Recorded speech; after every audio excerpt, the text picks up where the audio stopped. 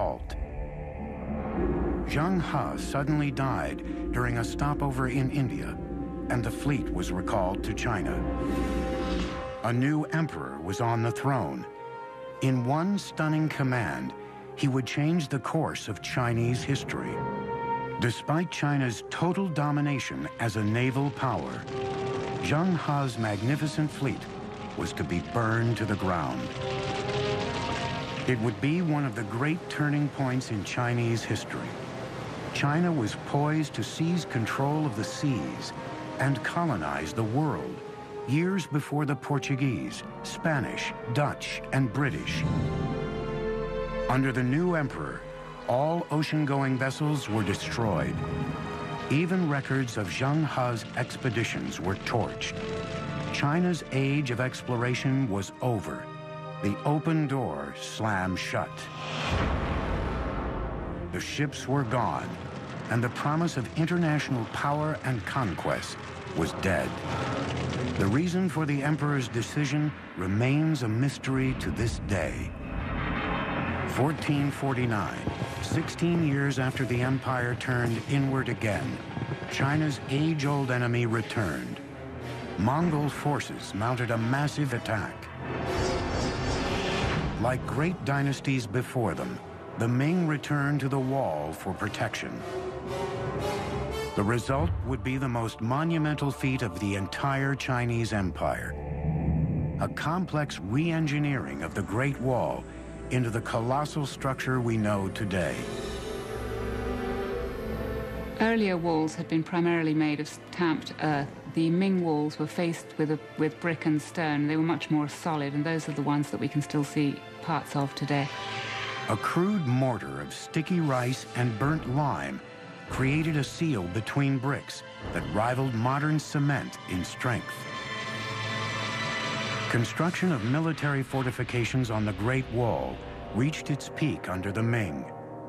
Double walls were added in military zones, along with strongholds, passes, and other reinforcements.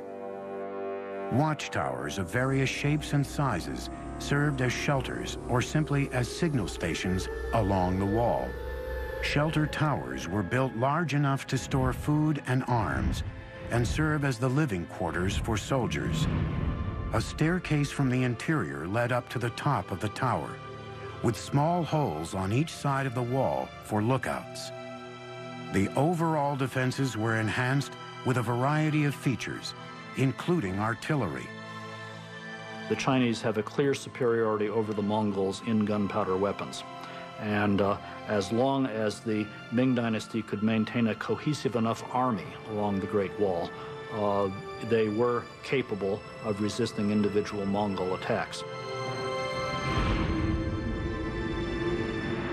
By the end of the Ming Dynasty, over 6,000 miles of wall, including its many loops and digressions, sprawled across northern China.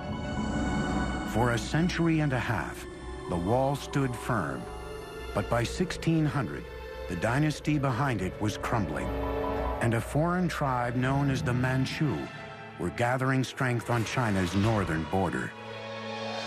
On May 26, 1644, Beijing finally fell to Manchu forces. It would take the Chinese more than 250 years to overthrow the invaders from the north. But when they did, a new Chinese kingdom emerged, like none before it, Communist China. Nothing symbolizes the enduring power and imagination of the Chinese more than this Great Wall. Of all of the civilizations that have reached the glorious heights of empire, only one has avoided the inevitable oblivion that follows.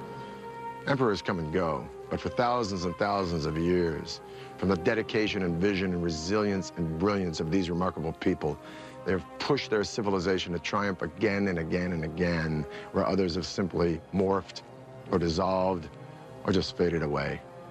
At the dawn of humanity, the Chinese were here, and they are still here, and they ain't finished yet. I'm Peter Weller for the History Channel.